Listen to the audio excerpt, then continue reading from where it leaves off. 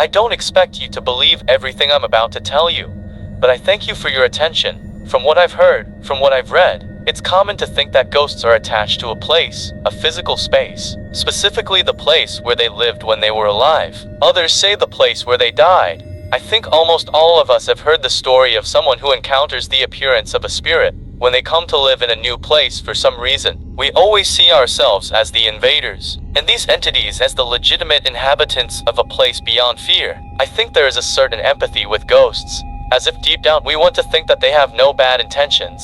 That is why my story, what I'm going to tell you, is strange and out of the ordinary. It's something that I wouldn't know how to explain. I'm going to tell you what my family has been through for just over 2 years, and I remember exactly the first time I told it. Note, although I think that for everyone in the family, the beginning was marked at a different time for me. It was that time on a Sunday night when we were preparing to see a movie. My dad is a great movie fan, and he still has hundreds of VHS from some video rental stores that it had until 2005 or so, when it stopped being profitable. My sister and I had chosen a movie called The People Behind the Walls. After a few minutes of watching the movie, somewhat a voice caught our attention, a small voice singing a song, The Blue Star from Pinocchio. It took us a moment to realize that that voice, which seemed to be a girl singing or humming, did not come from the television. My dad stopped the movie and told me. He looked completely confused. "What are you doing here?" he told us, and he began to slowly, carefully check room by room, the entire house.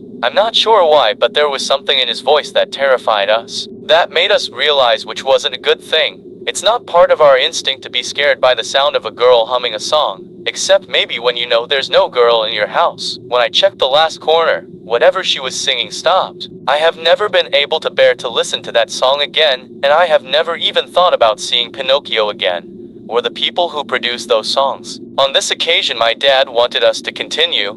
He put on the movie, and we all pretended to watch it as if nothing had happened. But in the deep down, we knew that something had changed forever. I remember that even the popcorn had a bitter taste. That night there is a certain hopelessness, a certain feeling that no one can help you when you know that there is something that is not alive living in your house. 2 or 3 days later, I was woken up in the middle of the night by a desperate scream from my mother. Seconds later, my father's voice trying to calm her down. My sister ran to my parents' room, and she was standing there at the door. My mom was crying sitting next to the bed, and Dad hugged her and pressed her against his chest. He told us to go to Grandma's room and sleep together. That's the room. It had been uninhabited since Grandma died years ago, but it kept all its things intact. It is also the only room on the second floor without windows, and precisely for that reason my father had sent us there. In the morning we found out what had caused my mother's screams. I had a nightmare. I dreamed again about that first night and that we heard the girls singing.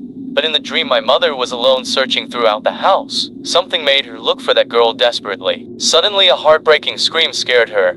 A scream that stunned her as if it came from inside her in her own head. She opened her eyes, waking up to realize that it was she who was really screaming. And right in front of her in the window of that room on the second floor was the face of a girl without eyes, smiling from ear to ear as she seemed to float, just to observe her. And my dad woke up at that moment. The difficult thing for him was to calm her, encourage her and convince her that there was nothing in the window, when he could also see her.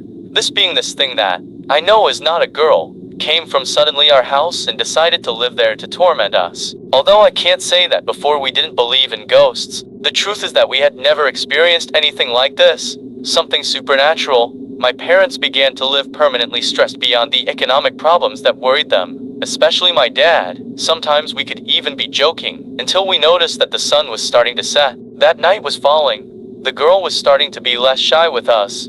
The first time I saw her, she was walking past the dining room towards the living room, carrying my computer to do a task and playing the television as background music. A bad habit I have. Out of the corner of my eye I saw a white spot on the table as if it were an animal on her. I stopped dead and was paralyzed, a laugh that almost gave me a heart attack. I was frozen, but with my eyesight I could see what seemed to be a girl in a white dress sitting as if she were a gargoyle on the table, as if getting between his knees, rubbing the palms of his hands as if it were a fly and smiling.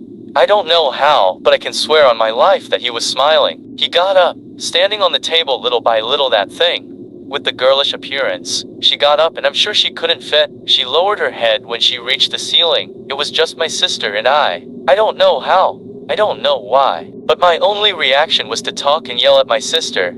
He heard it and ran closer, and that thing vanished into the air, or so we felt. I feel that it is very significant that in that panic attack he spoke to my mother.